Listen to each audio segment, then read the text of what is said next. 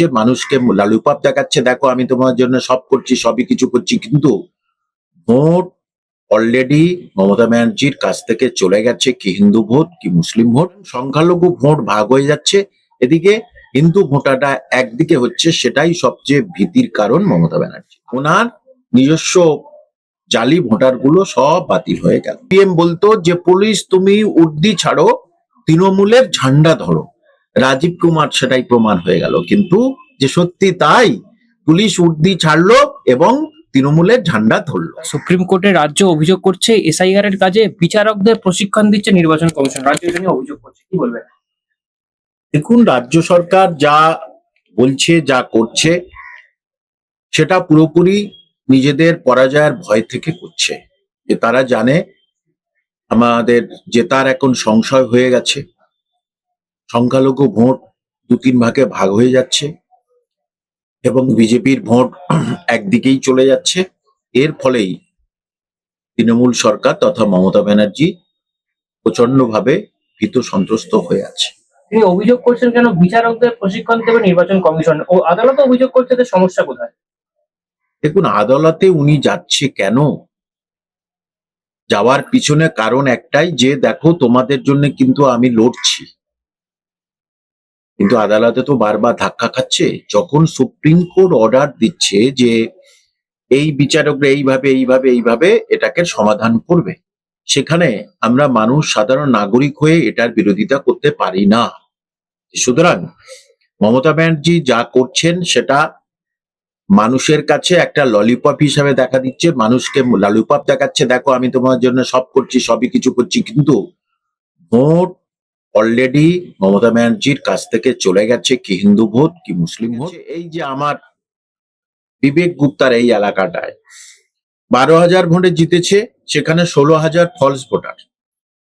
ববি হাকিম যে ভোটে জিতেছে তার ডবল সেখানে ফলস ভোটার।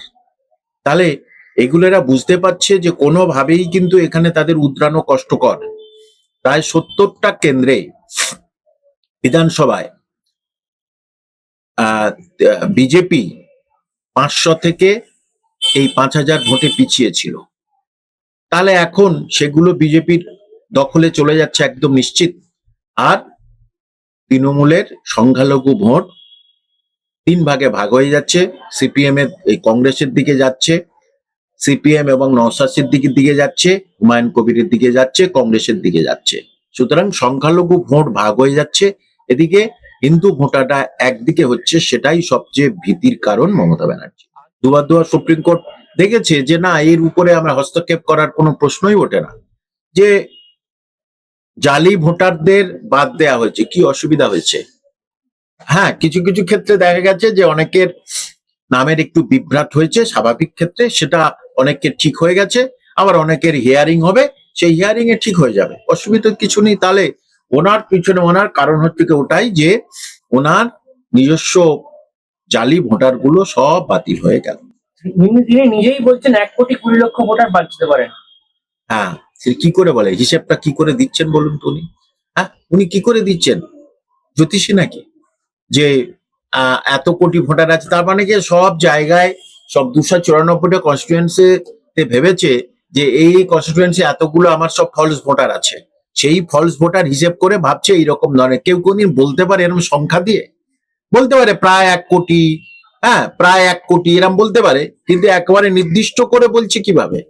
তার মানে সেই সেই জালি ভোটারদের একটা লিস্ট বা হিসাব ওনার কাছে আছে। তিনি তো আগে বলেছিলেন একজনের নামও তিনি বাদ দিতে দেবেন না। সেটা কি হলো? সেটা কি হলো? একজনের নাম বাদ দিতে দেবে না, সেটা কি হলো? স্পেশালি সংখ্যালঘুদের বলেছিলেন, তার কি হলো সেটা? আর সেটাই সংখ্যালঘুরা বুঝে গেছে যে উনি কোনোভাবেই মুসলমানদের মসিয়া নয়।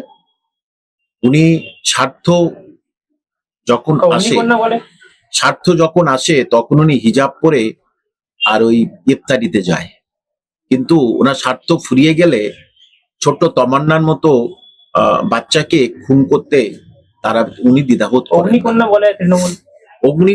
অগ্নিকন্যা ছিল অনেক আগে, যে অগ্নিকন্যায় দ্বারা বিরোধীদের হচ্ছে উনি কাত করে দিয়েছেন। এখন ওই অগ্নিকন্যা মানে এই অগ্নিতে রাজ্যের শিক্ষিত যুবক যুবতীরা সব পুড়ে যাচ্ছে। রাজ্যের সংখ্যালঘুরা নানা রকম ভাবে তারা পুড়ে যাচ্ছে, রাজ্যটাই পুড়ে ছারখার হয়ে যাচ্ছে। এই ক্ষেত্রে অগ্নিকন্যা উনি যোগ্যতা অর্জন করেছেন। না হলে না এই সরকারকে ঠান্ডা করা যাবে না। যেভাবে বেড়ে গেছে, যে এসআইআর হচ্ছে, তাতে আপনার সমস্যা কি কি সমস্যা, এবং সেখানে রাজ্যে একটা অরাজকতা সৃষ্টি করার মতো নিয়ে আসছে। কেন, কি জন্য করবে? সেই জন্যই হচ্ছে রাজ্যে যদি এই রাষ্ট্রপতির শাসন বা 355 যদি হয়, আমি 356 বলছি না, 355 হোক, যে পুলিশরা অকেজো হয়ে যাক, তাহলে নিশ্চিত হচ্ছে কি এভাবে শান্তিপূর্ণভাবে ভোট হবে। এবং পরিষ্কার মানুষ বলেছিল, বিশেষ করে সিপিএম বলতো যে পুলিশ তুমি উর্দি ছাড়ো, তৃণমূলের ঝান্ডা ধরো। রাজীব কুমার সেটাই প্রমাণ হয়ে গেল, কিন্তু যে সত্যি তাই, পুলিশ উর্দি ছাড়লো এবং তৃণমূলের ঝান্ডা ধরলো।